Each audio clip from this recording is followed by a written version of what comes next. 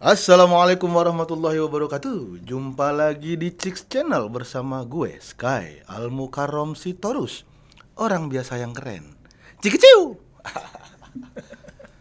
Bintang tamu kita kali ini adalah seorang komika. Lahir tahun 1989, persona Betawi. Ya kan? Tapi sekarang memang dia disebut salah satu komika sukses. Tapi sebelum sukses, beliau ini punya hidup yang nggak gampang, ya, nggak. Sebelum sukses dia tuh tidak punya hidup yang punya banyak privilege, nggak. Dia ini berangkat betul-betul dari bawah, bahkan pernah makan nasi cuman pakai garam, pakai rawit aja enggak, lo bayangin, garam doang, nasi sama garam doang, rawit aja enggak, ya kan? Karena susah. Terus waktu abis SMA juga, setelah lulus sekolah nih, dia nggak lanjut kuliah karena biaya. Sampai dia tuh pernah kerja itu jadi pramusaji, terus apa lagi ya, antar jemput anak sekolah. Sampai dia pernah jadi Angelo, antar jemput lontong. Ya maksudnya antar jemput lontong tuh buat dia ngantar jemput orang-orang yang jualan lontong, dijemput, diantar sama dia ke pelanggan. Lo pasti tahu, komika yang punya persona Betawi itu nggak banyak. Mungkin cuma satu ya. Cuman dia kayaknya. Dia juara 1 Suci 4. Siapa dia? Ebel Cobra. David Nurbianto. Aduh. Ebel Cobra nggak mungkin makan nasi pakai garam, karena kan ular takut garam. Oh iya juga ya. Tapi itu mitos nggak sih? Mitos. Ular takut garam? Enggak kayaknya deh. Ya kayaknya ya jalan-jalan aja. Cuman karena keset aja kali males gitu. Keset anjing nggak enak. Ini sengaja nih ya. Okay. Dia emang sengaja gue minta, beliau nih memang selalu pakai kostum yang berciri khas. Ya. Dia pakai ciri khas Betawi. Dia membawa budaya Betawi. Kalau gue jelas budaya Indonesia, bos. Korupsi maksudnya budaya Indonesia. Iya udah jadi budaya. Emang sih. budaya. Udah jadi budaya. Ada aja beritanya. Ada aja. Lu sama pedal tuh 11-12 tuh beritanya. Sering, seminggu bisa 3 kali. Mau David? Sky. Ya. Lu masih ngeband gak sih? Ngeband? Enggak lah. Enggak, dulu tuh lu punya band kalau nggak salah namanya Sindikat Senar Nyari Lagi ya? Sindikat Senar Putus. Ya kalau putus kan nyari lagi. Beli. Sindikat Senar Putus ya. Itulah kadang-kadang lu kalau misalnya mau bikin sesuatu, bikin nama yang bener deh. Maksudnya jangan yang bukan aneh sih, sebenarnya nggak aneh, cuman jangan bikin nama yang mendoakan lu nggak bagus gitu. Nama adalah doa. Iya. Jadi kalau bikin sesuatu namanya yang baik-baik aja. Sindikat gitu. Senar Putus selesai udah. Ya, benar-benar gue sepakat sih gue. Putus itu band udah nggak ada mana nih. Benar. Makanya Sindikat Senar nyambung. Kalau Iya. enggak Sindikat Senar manggung terus. Iya. Manggung terus kita. Persis. Gue juga punya pengalaman kayak gitu. Gue punya special show pertama gue dulu judulnya Rupa-Rupa Jakarta. Bener, pas penyelenggaraan rupa-rupa tuh ada hujan geledek. Karena di outdoor gua. Waduh. Jadi kehujanan tuh di tengah-tengah show. Bener, nama adalah Rupa-rupa doa. tuh. Rupa-rupa Jakarta ya, termasuk hujan dan geledek. Gila ya. Terus orang bubar dong? Bubar. Nggak bubar, melipir. Tapi Gua, tetap- iya, gue bikin di Setu Babakan. Waduh. Perkampungan Budaya Betawi Iya. kan punya yang amphitheater tuh kan. ada yang di tengah-tengah tuh terbuka. yang bulat. Niatnya gue mau menciptakan sejarah. Komika pertama yang bikin special show di open air. Ternyata beneran sejarahnya sejarah. Enggak. Itu kan Beneran tercipta sejarah. Show belum selesai. komika pertama kali yang show itu ada geledek sama hujannya. Itu sejarah. Lu cari di tempat lain nggak ada. Setup punchline geledek. Setup punchline. Geledek. Duar. Oh itu ger banget dong. Ya Duar. ger banget buat siapa? Gue nangis itu di tengah panggung. Karena di luar dugaan. Tapi siapa tahu Tuhan tertawa. Wah, lucu banget David. Jujur. Ya kan? Bisa juga ya. Bisa juga ya. Iya, kita nggak tahu, mungkin orang-orang melipir tapi kan Tuhan terhibur. Iya. Wah, David lucu banget. Yang lucu bukan materinya itu. Keadaannya. Tapi pengalaman lah itu bisa Ya. jadi cerita. Tapi emang bener loh, makan nasi pakai garam itu dong. Sebenarnya bukan ya garam pernah yang benar-benar cuman cocol garam. Cuman literally lebih sering tuh kayak dulu kan nyokap gua, mak gue tuh kalau suka masak ini tumis jengkol. Nah, sering kali tuh jengkolnya udah habis, minyak bekasnya tuh masih ada. Nah, itu kan ada bumbu garamnya. Nah, itu kalau misalkan kita nggak ada lauk, ya itu yang gua ambil nasi, ya udah pakai minyak bekas osengan jengkol itu. Itu enak banget itu. Enak banget, emang enak banget. Gurih-gurihnya itu benar. Gurih-gurih nyoy, walaupun nggak ada proteinnya ya, karbo Nggak semua. ada, karbo sama lemak udah. Minyak-minyak itu coba. Iya, cuma kan zaman dulu zaman susah kan yang penting kita kenyang, nggak mikirin Iya. nutrisi. Nggak penting sehat apa, nggak penting kenyang. Yang penting kenyang. Enak. Itu enak, kenyang. Sehat mah enggak gitu kan. Iya benar. Terus udah SD sekolah katanya lu sempet pernah mukul kepala sekolah ya? Gagal lah. Oh, enggak ya? Gila kali gue Salah, mukul salah, kepala sekolah. Enggak. SD biasa aja gua. SD negeri 1 Pondok Ranji dulu namanya ya. Dekat rumah, gue sekolah nggak pernah lewat lampu merah, jadi jalan kaki dari rumah, dekat-dekat semua dari rumah. Enak dong. Nggak perlu ini kan, nggak perlu apa namanya domisili kan, maksudnya nggak perlu. Nggak Apa yang kalau sekarang tuh kata si zonasi, zonasi. udah nggak ada sekarang juga udah dihapuskan. Nggak perlu zonasi tapi dekat rumah itu sekolah gue. negeri ya? Negeri. SMP negeri. SMP juga negeri, SMA negeri, SMA juga? negeri semua. Di situ juga? Hah? Di sekitar situ. Jadi emang berbelakang-belakangan. Nih SD gue di sini, malah SD gue paling jauh dari rumah. Ini rumah, nih SD, SMP di sini, SMA di sebelahnya. Deket banget dong. Deket banget. Kenapa Makanya nggak pernah cabut, karena langsung ketahuan. Begitu bola, kata mak lu, lu ngapain? Jarang cabut gue karena ketahuan. Sebenarnya- Gampang ketahuan. Sebenarnya bukan nggak mau, tapi nggak bisa. Nggak bisa. Niat mah ada gitu Niat kan. mah ada bener. Orang, aduh. iya, orang gue pernah sekali-kalinya cabut langsung ketahuan, makanya nggak cabut-cabut lagi karena pertama kali cabut langsung ketahuan. Langsung kelihatan sama mak tuh ya. Heeh. David katanya. Iya. Kok nggak di sekolah lu katanya. Makanya nggak bisa gue bandel-bandel. Pernah nggak lucu nggak sih? Lu katanya pernah stand up nggak lucu. Sering kalau bisa? ya itu mah makanan, kalau buat komedian kan pilihannya cuma ya lucu dan gak lucu aja. Iya. Maksudnya nggak lucu tuh bukan berarti yang nggak lucu banget ya, Iya, tapi di maksudnya- luar ekspektasi atau Iya. di luar perform biasanya. Iya. Biasanya di job-job corporate kalau itu.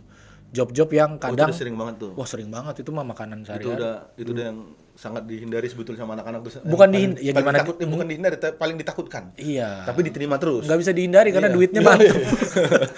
Karena duitnya bagus. Karena harganya cocok. Seringnya job-job corporate yang kayaknya emang situasi nggak mendukung. Biasanya tuh kan sering banget tuh acara-acara yang sebenarnya kita tidak diharapkan kehadirannya. Iya, betul. Iya. Iya kan? Kalau misalkan emang acaranya hiburan, orang lagi nyantai kan kita diharapkan kehadirannya. Seringkali stand up comedian di zaman gua dulu, mungkin sekarang masih kali ya. Itu yang disisipkan di rapat-rapat penting gitu. Di jeda dikasih stand up comedian. Dia lagi maksudnya kan pikiran lagi mumet-mumet mau diajak ketawa kayak apa juga percuma kan. Betul. Soalnya gue pernah ngalamin juga. Ini bukan stand up comedy, tapi kita bikin grup kayak bikin satu pertunjukan lah. Diundang sama satu perusahaan hotel besar di daerah HI. Nah, lu bisa tebak tuh ada berapa hotel di situ. Ini hotel Iya. hotel paling besar. Mandarin, bukan. Pokoknya antara itu. Hyatt. Deh. Pokoknya antara itu deh. HI. Antara itu deh pokoknya. Pokoknya antara itu. Le Méridien. Ya, pokoknya itu tuh. Acaranya waktu itu mereka tuh lagi mau ngasih award sama karyawan. Oke. Ngasih hadiah-hadiah gitu, bonus-bonus segala macem. Nah, untuk hiburannya kita lihat, benar ini kita tuh nggak diharapkan sama karyawan itu, kita tidak diharapkan. Tampil di situ nggak, mereka cuma mengharapkan door prize ini tuh acara terakhir. Betul. Ini gue pengennya ini doang udah. Mereka habis makan-makan selesai kita manggung. Bukan cuman anyep, di heckling lo, bayangin pertunjukan teater gitu, di heckling. Dekling. Turun udah langsung hadiah. Wah, gila kesel. Kaki gemeteran, main anjing bangsat kayak gini rasanya nggak dihargain gitu. Iya. Wah, bangsat itu rasanya malu, bukan malu sih. ada beberapa memang yang senang, yang bos-bos di depan ini senang nih. Mereka karena mereka menikmati itu kan, mereka duduk karena mereka nggak nunggu door prize, mereka emang butuh hiburan. Yang belakang tuh yang nunggu door prize, wah selesai. Itu dari awal sampai akhir gue disuruh turun. Berenam tuh kita disuruh turun ah. Udah yang lain langsung. Itu disuruh makan disuruh apa nggak enak tuh. Iya. Langsung pulang mesti kan. Nggak enak kita di hotel tuh. Mau makanan seenak apa? Makan dulu bang. Enggak deh. Saya pulang aja langsung biasa. Kalau kita nggak langsung pulang, waktu itu kita balas dendam akhirnya. Ngapain? Serius. Ngacak-ngacak kamar. Iya itu kalau dikencingin sama anak-anak. Saking keselnya tuh, bener. Itu sama anak kampus gue tuh. Lagi zaman-zaman kuliah, ya Allah kayak gitu rasanya, bener nih. Memang sangat-sangat ngeri emang kalau diundang corporate itu, apalagi di acara yang sebetulnya kita tidak diinginkan gitu. Betul, gue tuh pernah banyak lah yang gue alamin. Pertama yang mungkin paling membekas adalah di bener-bener meeting internal BOD. Bayangin tuh level direksi meeting internal. Jadi cuman nggak ada, udah direksi doang, nggak ada yang lainnya. Itu dia di satu ruangan doang, cuman beberapa orang, cuman nggak sampai 10 orang, 5 atau 6 orang gue. BOD semua. Gua di sisi mungkin gue nggak tahu ini kejutan dari karyawannya atau memang BOD pengen ada stand up. Cuman gue tampil tuh, sebelum gue tampil itu ada penyanyi dangdut kan, gue selalu mengintip performance sebelum gue ya, untuk observasi barangkali ada yang bisa jadiin materi atau segala macam. Gue intip tuh penyanyinya dangdutnya udah atraktif, biduannya juga cakep, buset cakep bener, terus nyanyi lagu-lagu yang populer, yang bikin goyang lah. Audiensnya si BOD itu nggak bergeming sama sekali, goyangin jempol juga kagak. Padahal udah dangdut tuh ya. Padahal udah dangdut. Dari situ gue udah mental gue udah jatuh, udah jantung gue udah di mata kaki tuh, gue bilang buset dikasih dangdut aja, nih orang kagak bergeming, apalagi gue nih nggak stand up kan. Bener aja ngebom gue istilahnya. Wah mau ngasih jokes apa aja kagak kena, paling cuman senyum cuman gini doang. Tawanya gitu doang. Nah itu tuh Sky, yang susah adalah ngajak orang ketawa sementara orang itu hidupnya sudah terlalu bahagia, itu susah tuh.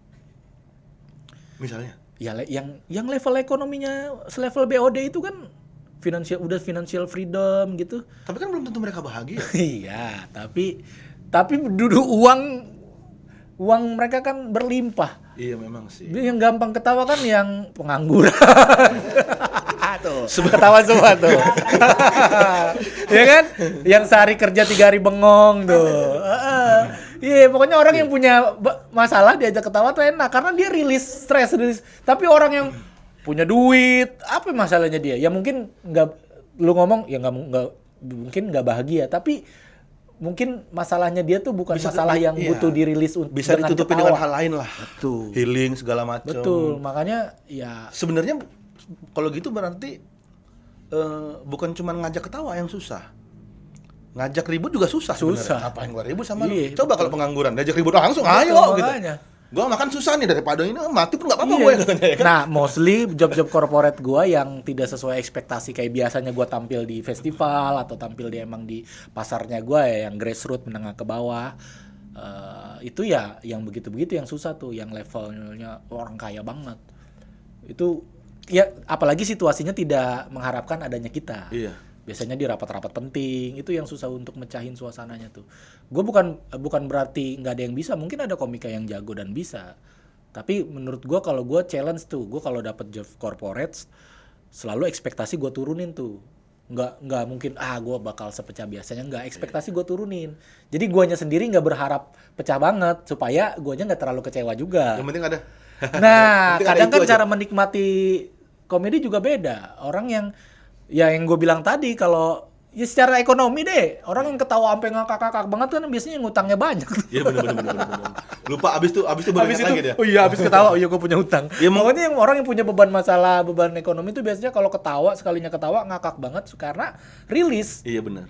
Tapi begitu orang yang level ekonominya ya orang-orang kaya, ya cara menikmati komedinya paling cuman. Ya atau mungkin sebenarnya dia ketawa tapi dia menahan karena jaga wibawa. Iya, jaga wibawa. Betul. Misalnya mungkin, dia direktur kan lucu banget.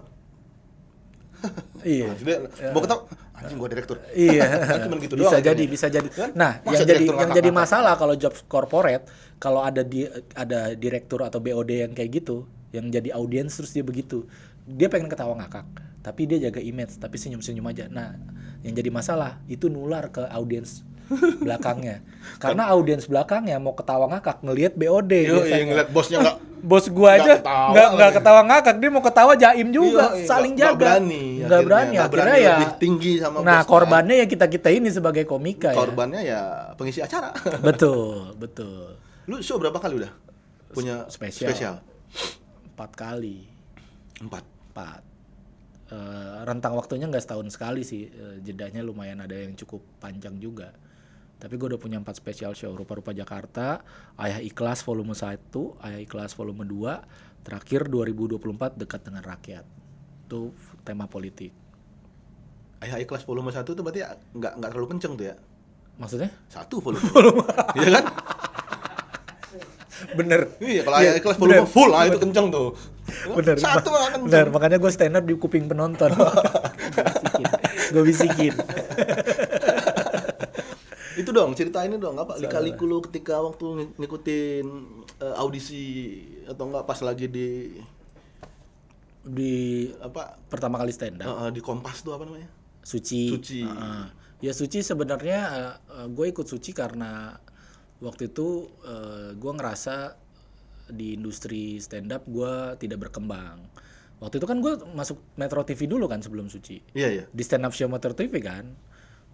Gue memulai dari komunitas, terus lucu, dapet job pertama, terus tiba-tiba di scouting sama talent Metro TV, akhirnya tampil di stand up show, sering tampil, gue ngerasa buntu aja.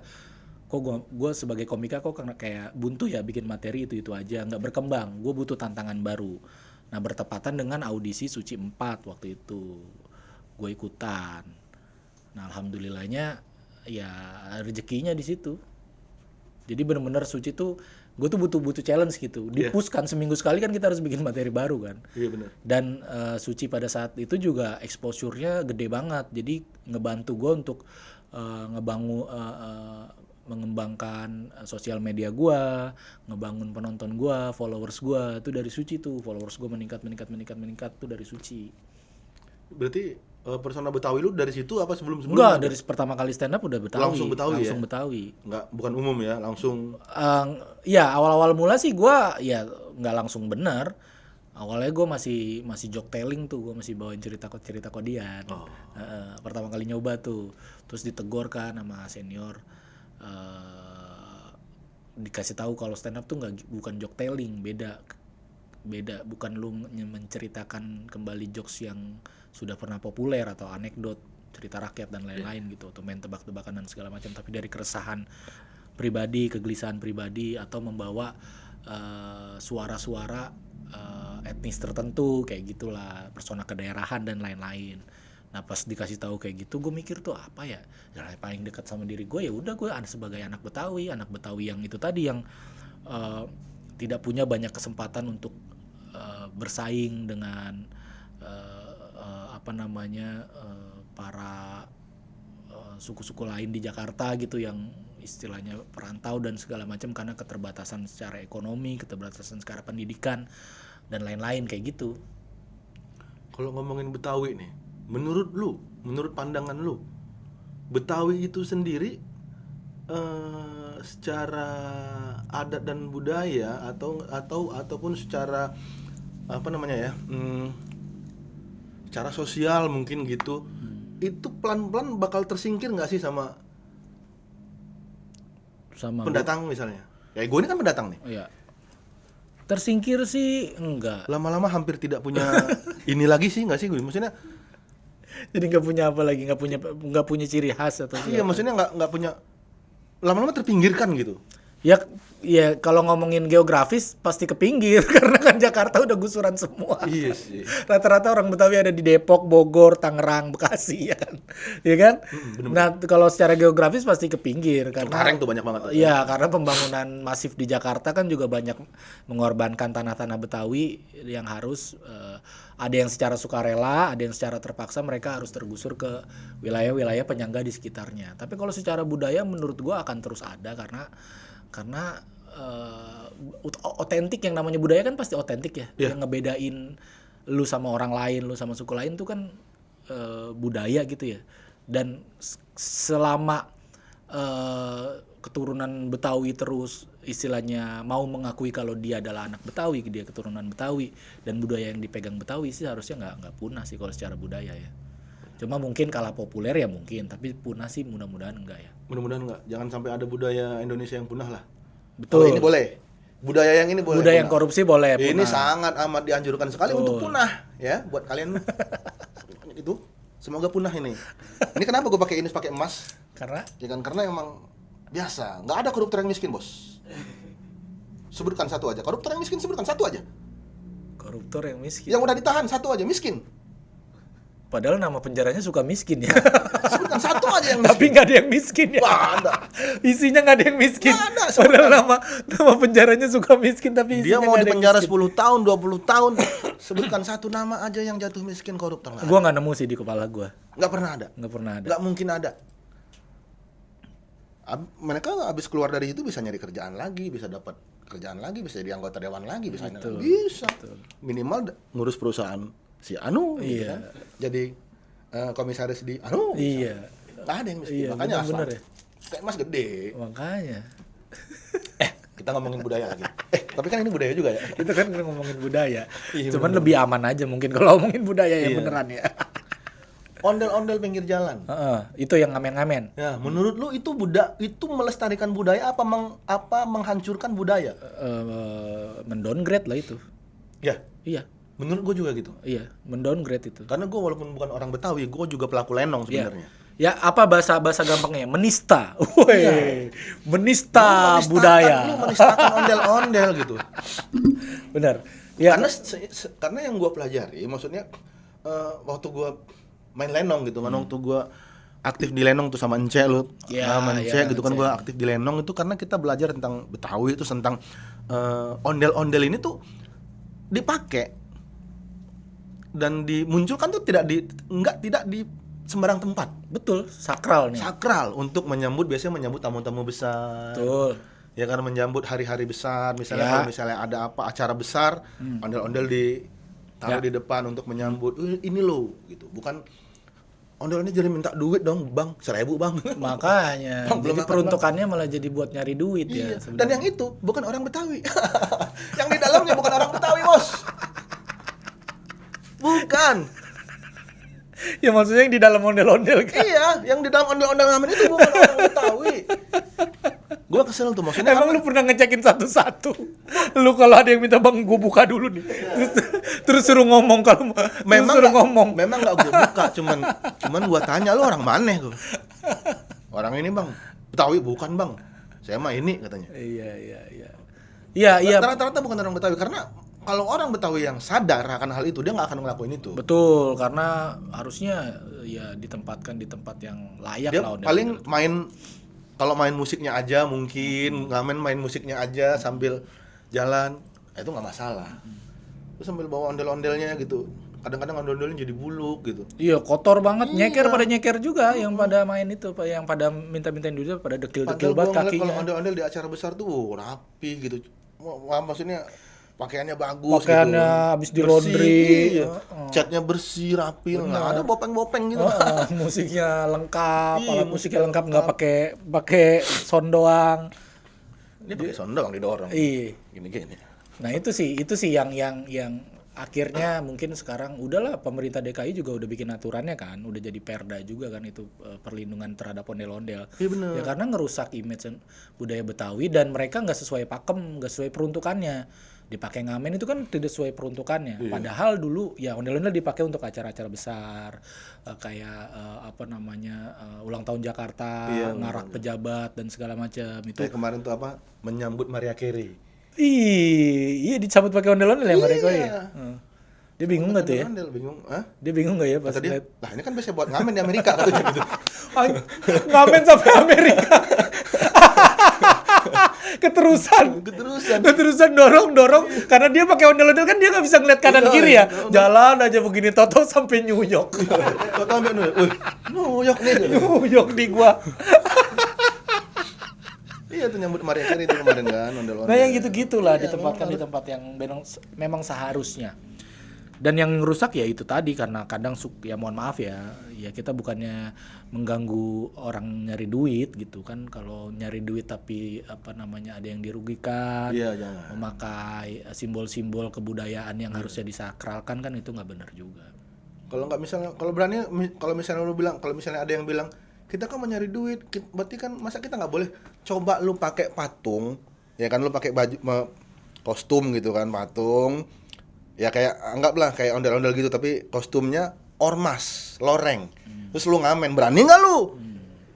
Pasti sakit hati juga itu ormas karena kita kan bukan ngamen. Iya. Kita kan malak katanya. Iya kan? Sakit hati dong dia. Downgrade katanya. Iya bener.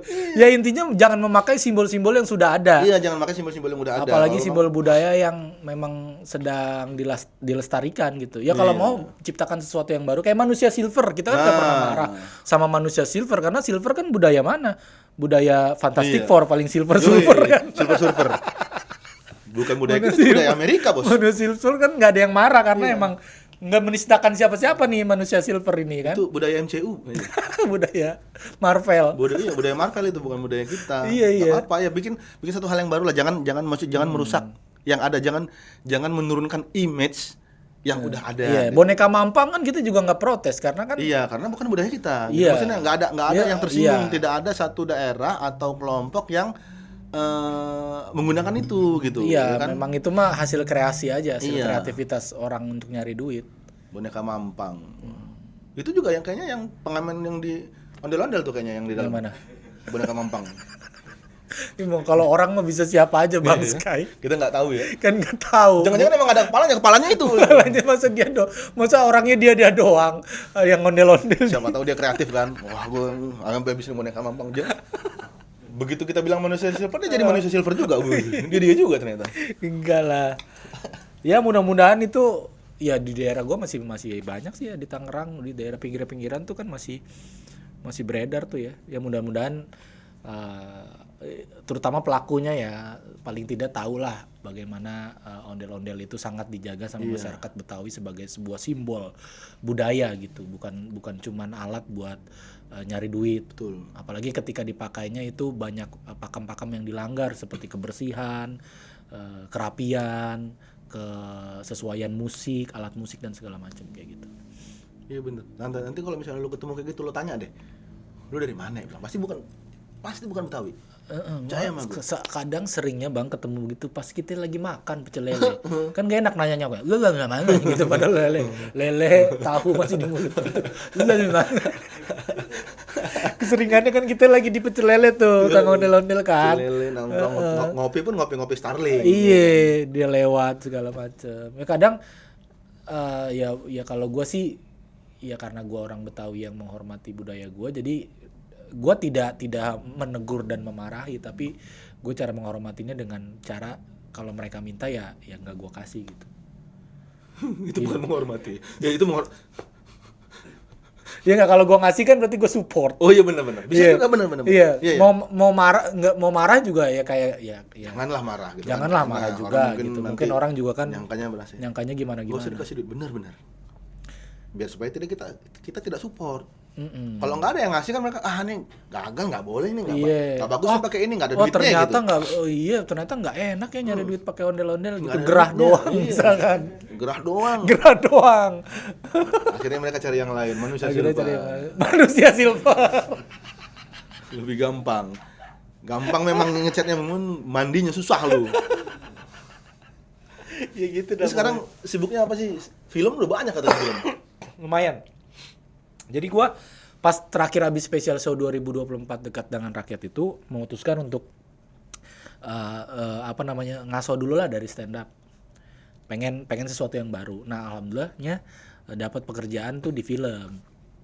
Terlibat sebagai penulis naskah, kadang sebagai comedy consultant, creative consultant atau ya main gitu. Udah berapa film?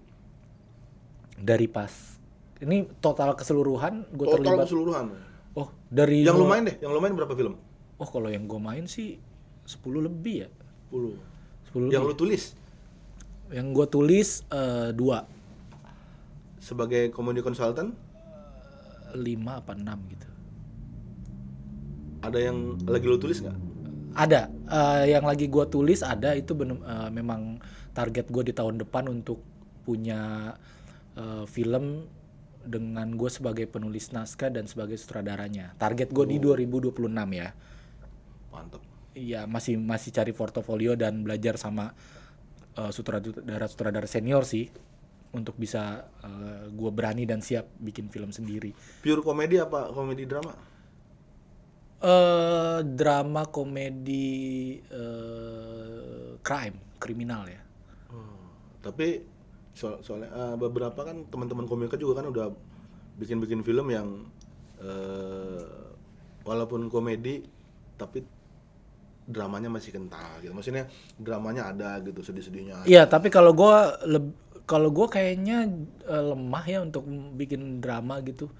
Jadi gue sadari itu kelemahan gue. Jadi kayaknya kalaupun nanti gue jadi bikin film pertama gue yang gue tulis dan gue sutradarain tuh bener-bener yang komedi chaos aja, chaotic komedi kalau dalam istilah perfilman ya.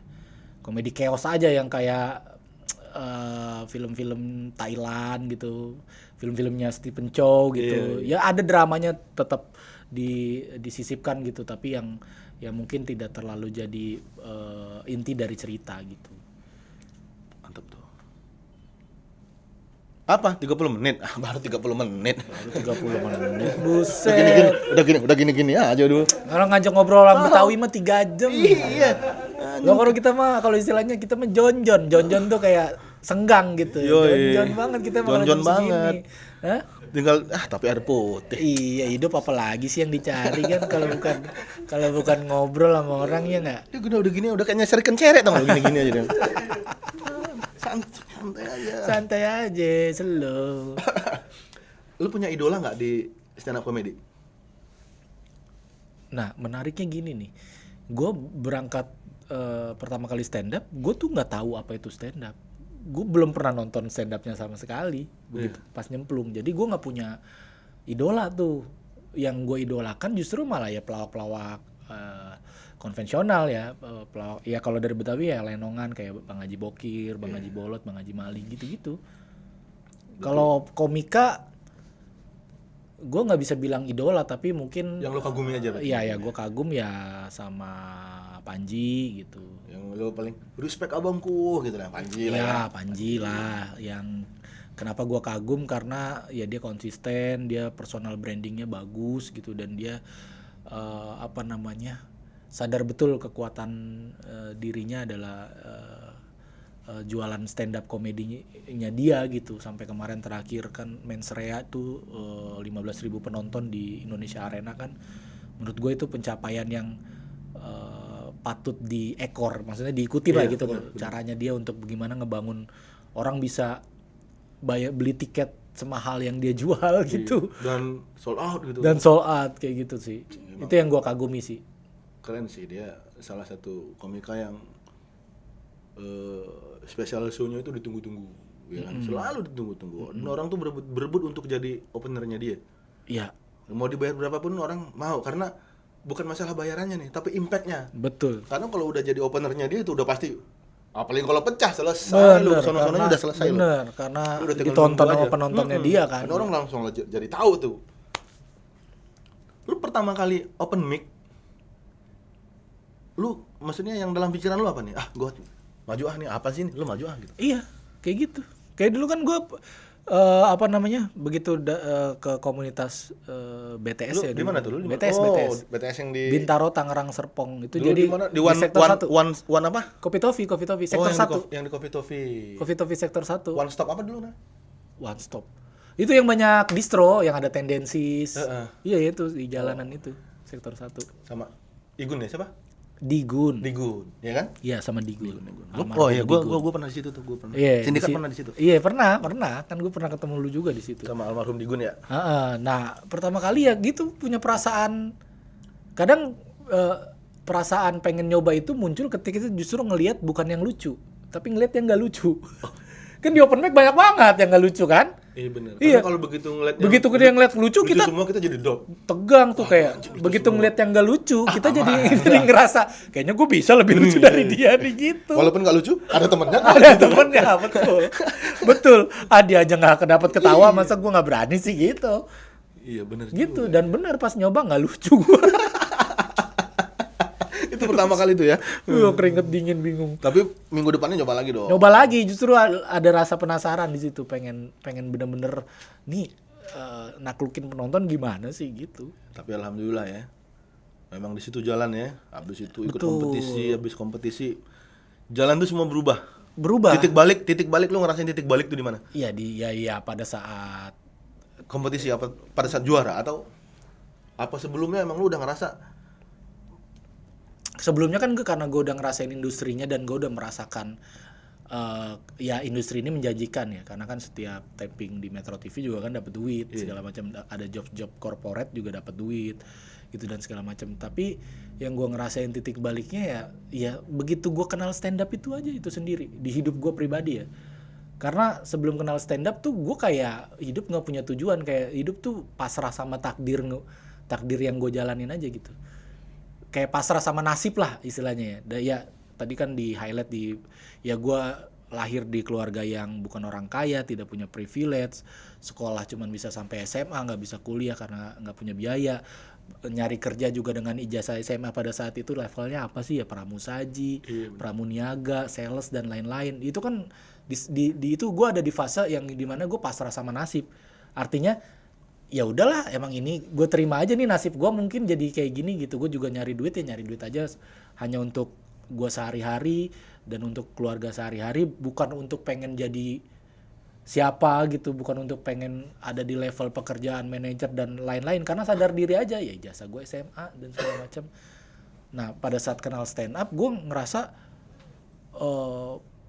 hidup gue berubah ya karena terbuka tuh. Jadi crab mentality yang selama ini gue jalanin karena terima nasib aja itu langsung pecah. Oh ternyata gue bisa jadi apa aja yang gue mau kalau gue serius menjalaninya gitu. Nah apalagi di entertain kan luas banget kan. Bener. Spektrumnya tuh gede banget kan. Iya kan? Bener. Jadi gue ngerasa itu titik balik gue, yang namanya hidup ternyata lu nggak boleh pasrah-pasrah amat sama nasib. Kalau lu udah paling nggak lu harus punya bukan cita-cita ya, mungkin pada saat itu kita ya cita-cita kan masa kecil, tapi pada saat itu ya mungkin bisa dibilang mimpi lah. Lu pengen jadi apa, lu pengen dikenal sebagai apa, itu tuh penting ternyata. Supaya lu tuh tahu langkahnya gimana nanti, cara meraihnya, prosesnya, jalannya seperti apa. Gitu sih. Keren. Tapi sebenarnya dalam hidup tuh lo boleh pasrah, tapi jangan pernah menyerah. Karena pasrah sama menyerah beda. Apa tuh bedanya? Pasrah sama menyerah, kalau lo menyerah berarti lo bakal udah gua gini-gini aja. Tapi kalau seandainya lo pasrah itu tetap ada usaha. Misalnya nih, gua lagi nggak bisa ngapa-ngapain nih. Misalnya gua cuman kerja jadi ini. Tapi gua gimana ya caranya gua bisa memperbaiki diri. Akhirnya gua pasrah kepada Tuhan. Tuhan, saya pasrah, mau Tuhan apakan, tapi saya tetap berusaha untuk mencari yang lebih baik. Itu pasrah. Kalau kita nyerah tuh kan udah, ya udahlah, gini-gini aja udahlah, itu nyerah tuh. Gua nggak bisa apa-apa. Pasrah boleh, menyerah jangan. Oke. Jadi pasrah tuh pasrah tuh usaha dulu, nah hasilnya serahkan ke Tuhan. Nah, gitu hasilnya ya. serahkan ke Tuhan, karena memang yang menentukan hasil tuh MU. Maksudnya menentukan hasil udah pasti kalah lu apa gimana sih? Kalau MU menentukan hasil? Iya, maksudnya kalau lu ngelawan MU kan lu udah tahu hasilnya gitu.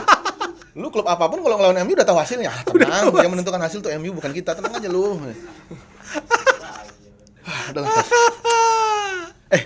ngomong-ngomong nih, Wak, lu kan pernah berkecimpung dalam hiruk-pikuk politik. Beberapa komika dan beberapa komedian juga pernah berkecimpung, dan mungkin ada yang masih gitu kan. Nah, menurut lu seniman atau terutama komedian nih bisa nggak terbebas atau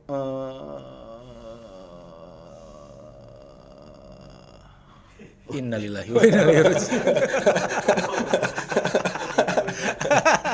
Bayangin dia mati dalam pakai baju tahanan KPK. Lu udah tahu dihisapnya kayak gimana. Sama malaikat. lu salah kostum deh kayaknya deh katanya. Lu kan salah kostum kayaknya lu. Lu kan bukan Noel Buzzer katanya. Dihidupin lagi lu. Hidup lagi dulu lagi.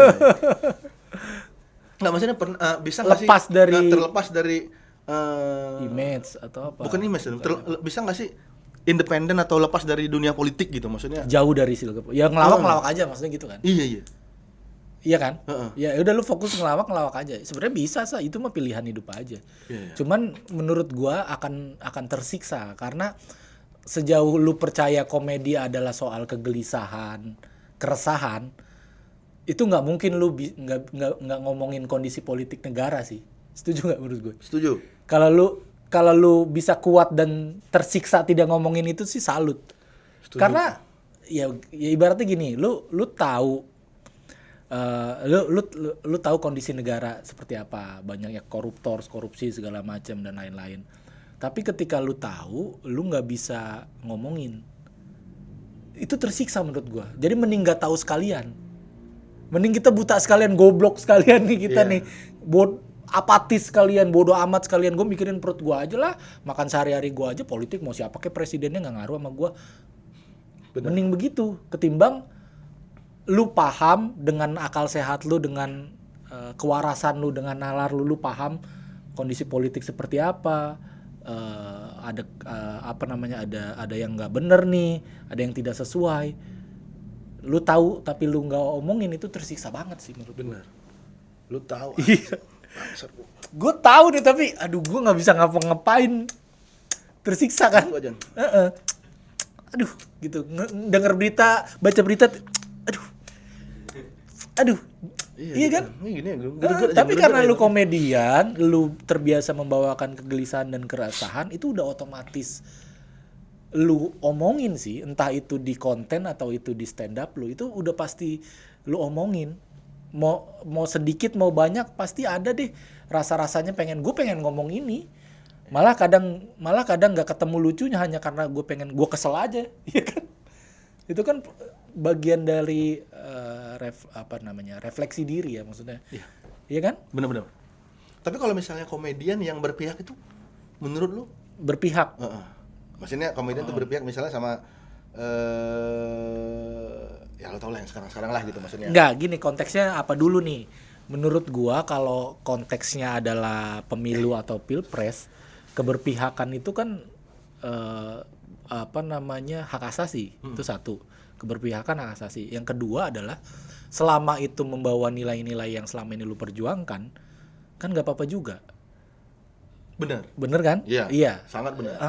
Tapi pilihannya adalah lu mau yang beneran memang ini hadir dari kemauan lu untuk ikut terlibat berpihak atau memang secara pesanan nih.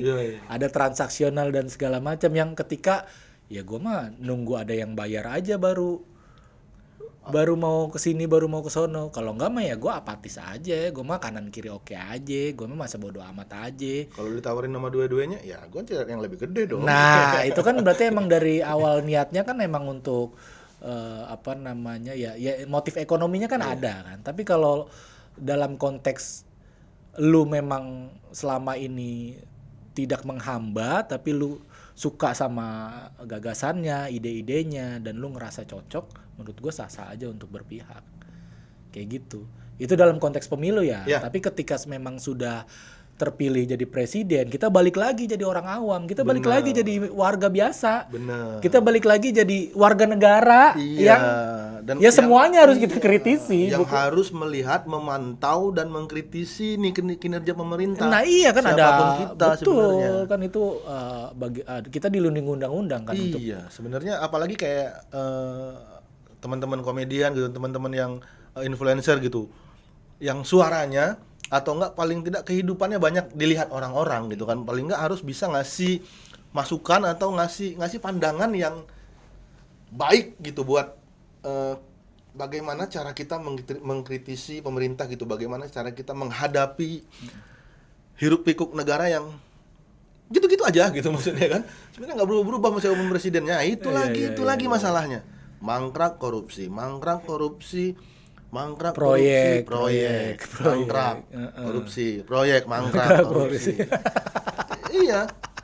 Iya, karena memang masalahnya itu aja loh. Mau dari atasnya nih gimana nih? Bawahnya tetap sebaik-baiknya di atas, yang di bawah itu tetap ada mainnya. Sekecil-kecilnya. Semua program itu bagus. Tapi kalau tidak diawasi dengan baik, jelek. betul. Nah kan yang fungsi pengawasan kan ada di DPR kan, wakil-wakil kita itu wakil-wakil kita lah, wakil-wakil rakyat yang katanya itu wakil-wakil rakyat.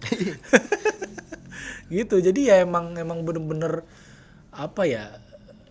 Ya menurut gua privilege sebagai komedian harusnya bisa lu manfaatkan untuk turut menyuarakan kegelisahan masyarakat. Karena kan komedi ini hadir dari masyarakat, dari kegelisahan, dari keresahan, dari ketidakadilan gitu. Iya. Dan kita kan juga metode kita kan materi yang paling lucu tuh adalah materi yang paling jujur kan, kalau kata Radit gitu ya. Kalau kata Panji ya, ini jujur banget, deket banget, relate banget sama masyarakat. Nah, menurut gua kita yang punya platform, utamanya komedian ya, yang punya platform, punya sosial media, punya konten, punya panggung, itu ya tempatnya untuk mewakili suara-suara mereka yang termarginalkan gini, karena mereka nggak bisa bersuara. Kalaupun mereka bersuara ya jadi serius kan, bukan jadi komedi kan. Kalau jadi komedi kan, kalau komedi kan cakupannya lebih luas tuh, ya kan? Orang kan kadang ngeliat kita cuma pengen ketawa, tapi ternyata di balik ketawa ada pesannya, kayak gitu. Itu privilege sebenarnya buat kita untuk terus menyuarakan apa yang terjadi di masyarakat sih menurut gua. Mantap. Terakhir nih. Hah? Iya. Terakhir nih. Bener nih. Benar. Biasanya yang terakhir door prize. Yoi. Biasanya door prize disimpan terakhir. Ini tinggal biar penonton kagak pulang kan. Ini Door prize terakhir biasanya. Yoi. Kalau door prize di pertama, Udah acara penonton berikutnya nggak ada penonton. Biasanya yang terakhir door prize nih. Udah pulang-pulang, gua nggak dapet ini, ngapain nonton kan ya kan si anjing. Apa Lu Sky? show terakhir ada nggak ke depan niatan bikin spesial? Nah, itu tadi kalau dalam entertain kan kadang kita nggak boleh terlalu nyaman di satu karya aja ya. Ketika lu ngerasa butuh pelampiasan lain ya lu boleh lah, kayak misalkan kemarin di 2024 gua capek stand up ya, gua ke film dulu. Nah ini belakangan gua kan 2025 dari 2024 ke 2025 nih udah banyak di film. Ada rasa pengen bikin spesial lagi, tapi mungkin di tahun depan 2026. Sama film itu barengan? Nah itu tadi, mana yang lebih dulu aja, mana yang lebih possible untuk dilakukan gitu. Tahun 2026 tuh kayaknya gue kosong deh. Jadi kalau misalnya punya peran-peran buat gue, bisa gue. Dia buat film lo. Lu mau gua ajak yang project stand up-nya apa project filmnya? Film dong. Oh film. Stand up gue nggak lucu kalau stand up. Gue udah pernah nyoba. Depan mak gue nggak. Stand up-nya depan mak lu. Iya. depan mak lu. Mak gue nggak ketawa. Dia diem aja gue bilang. Gue taburin bunga, akhirnya gue siram. Malu udah mati ternyata. Diem aja dia. Terus kagak ketawa. Kalau ketawa gue kabur. Udah jadi mayit. Ketemu mama gua berarti. Iya kayaknya. Ya? Jangan-jangan 2026 mereka mau main film bareng nih. Iya. Tapi malu yang minta diajak sama mama gua pasti. Iya kan? Iya. Ajakin gua dong. Gua kosong 2026 film. Sama. Mau film apa stand up? Film lah katanya gitu. Siap. Kalau ada peran-peran yang butuh karakter unik yang kayak lu, bawa ke gue. Ya. Biasanya lu bisa lah jadi logo-logo Kang Sate gitu. Foto lu aja, lu jangan main. Logonya doang ngapain? Iya kan sering tuh Kang Sate, Kang Bakso. Minimal logo main yang lah. kumisnya. Kalau nggak pun kalau Kayak misalnya gitu. logo jangan stiker, jangan foto. Guanya aja di depan. Depan etalase. Diem. Ya kan? Diem. Yang penting guanya ada gitu. Jangan fotonya doang, enggak apa-apa. Aman Sky. Doain aja lah project-project. Amin insyaallah. Bang David, Ya, terima kasih tercapai. banyak nih udah Siap, mau siap. datang. Siap. Ya, terima kasih banyak atas waktunya. Semoga dunia komedi lebih Berwarna apa? berwarna, lebih wadidaw, lebih cikiciu, lebih semua lah pokoknya. Asoy. Ya, semua insan-insan entertain semua lebih maju, Amin. lebih kreatif, Amin. lebih memiliki karya yang banyak dan sukses. Iya, ya kalau doa gue sih semoga komedian di Indonesia nih punya hidup yang layak, Iya, benar. punya ekonomi yang stabil, supaya dia ngerasa cukup dan gak perlu terjun ke politik. Dan satu lagi, semoga 9 juta lapangan kerja terrealisasi. Nah, itu yang penting. Terima kasih banyak Bang. Oh ya, jangan lupa lu kalau seandainya lu mau minta bintang tamu siapa ya kan? Lu boleh komen di bawah nih. Nih di sini nih. Nah, di sini lu komen di situ. Ya, lu komen di situ. Assalamualaikum. Cikiciu. Ada tombol like, ada tombol subscribe, lalu isi komentar biar semakin cetar. Cikiciu.